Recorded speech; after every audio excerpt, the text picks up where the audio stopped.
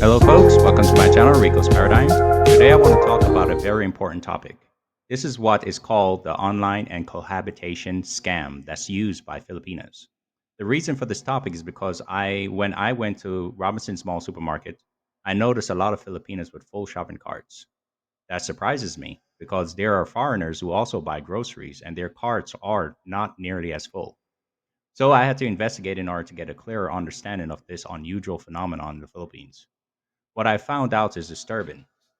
Besides the OFWs, believe it or not, right now as we speak, there are older disabled expats being exploited and taken advantage of financially by Filipinos. Those Filipinas are living here in the Philippines with those foreigners pretending to be in love with them while taking their ATMs and credit cards. Some of them are even maxing them out in order to buy whatever they want. There are Filipinos collecting money for months, even years, from unsuspected foreigners online, while at the same time laughing behind their backs to their girlfriends about it. They are even going so far as to compare how much they are getting from each individual foreigner to see who is collecting the most. This is quite sad.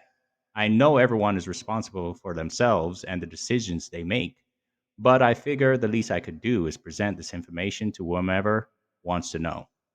This could save a lot of money and prevent some poor soul from heartaches. The phrase Filipino cohabitation scam, which is used in some circles, refer to a particular kind of romance scam in which certain Filipinos are accused of taking advantage of disabled foreign men for financial gain while posing as friends or lovers. Although this kind of exploitation happens in many nations and is not exclusive to the Philippines, Philippine specific social, cultural, and economic factors may be involved. It's critical to realize that despite this existence, these types of scams only account for a small portion of interactions between Filipinos and foreign men, many whom have sincere, affectionate relationships. However, disabled foreigners and others can make better decisions if they have a better understanding of how these scams work. Economic hardships are prevalent in the Philippines, where many people are looking for ways to provide for their families. If they are thought to have a reliable source of income or a pension, foreign men, including those with disabilities, may be seen as a chance to achieve financial stability.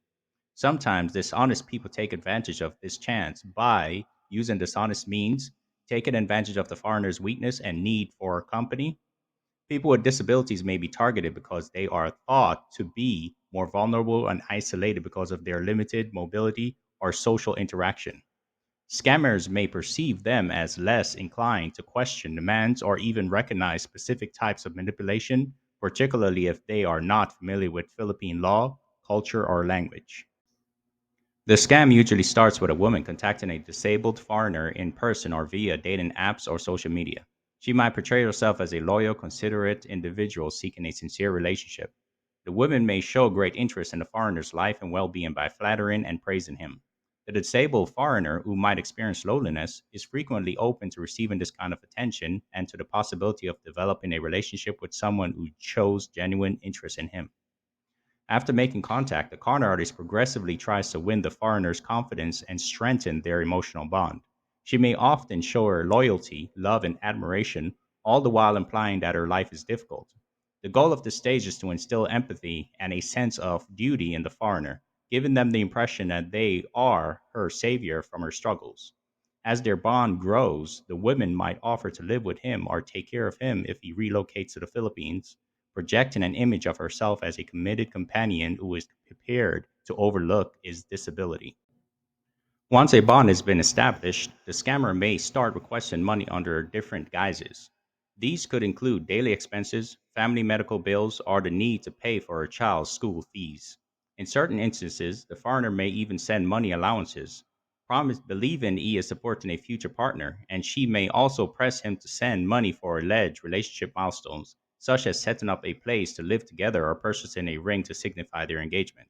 Demands for money may increase for those who consent to live together in the Philippines. Under the pretense of supporting their shared life, the foreigner may feel under pressure to cover costs such as rent, food, utilities, and other expenses. The Filipina may promise to look after him, but in practice, she is stealing his resources. Some scammers will try to isolate the foreigner in an effort to maintain control. preventing them from interacting with others who might spot manipulation. For men with disabilities, this isolation can be both emotional, cutting off friends or family back home, and physical, limited mobility. By claiming to be the only person who genuinely cares about him, the scammer may dissuade a foreigner from getting outside assistance, particularly when it comes to financial or legal decisions. The foreigner feels as though he has no one else to turn to, which leads to dependency. Over time, the demands might increase. By appealing to the foreigner's empathy and sense of duty, a scammer may try to extract as much money as possible. The scammer may leave him and move on to another potential victim if the foreigner is unable to continue supporting her financially or starts to doubt her intentions. Abandonment can put a foreigner, particularly one with a disability, in a precarious situation abroad, possibly depriving him of local support systems or the resources available in his home country. Many victims are ashamed or embarrassed, which keeps them from getting help. Although every circumstance is different, there are some typical warning signs to be aware of. Early declarations of intense love and commitment could be a red flag, particularly if the person is quick to bring up money matters. Constant requests for money, whether for shared living expenses, family needs, or emergencies, may be signs of a scam. A partner may be trying to stop the foreigner from asking for outside advice or help if they discourage communication with friends, family, or other people. In a genuine relationship, both partners contribute. If the Filipina consistently relies on the foreigner financially without offering any form of support, it could suggest that her interest is primarily financial. There are strategies to avoid becoming a victim of a cohabitation scam for disabled foreigners or anyone else looking to start a relationship in the Philippines. Refrain from making commitments too quickly. Since misunderstandings are common in cross cultural relationships, true relationships take time to develop. Verify the person's identity and background whenever you can. Simple tasks like video calling to make sure the person matches their photos or quickly searching for their name online could be part of this. In the beginning, refrain from providing significant sums of money or any kind of financial support. A genuine partner will recognize the value of establishing a relationship based on trust rather than quick money. It's advisable to speak with legal or financial advisors who are knowledgeable about Philippine law and can provide advice on best practices before making big financial decisions or relocating to the country. Getting in touch with expats, embassy services, or neighborhood support groups can provide company and direction if you intend to live in the Philippines. There may not be many laws in the Philippines regarding financial abuse by a spouse or partner, particularly if the couple is not legally married. Nonetheless, there are laws against fraud in the Philippines, and foreigners who believe they have been defrauded can file a complaint. Additionally, foreigners can turn to their embassy for assistance, which can provide legal resources and occasionally put victims in touch with non governmental organizations that support expats.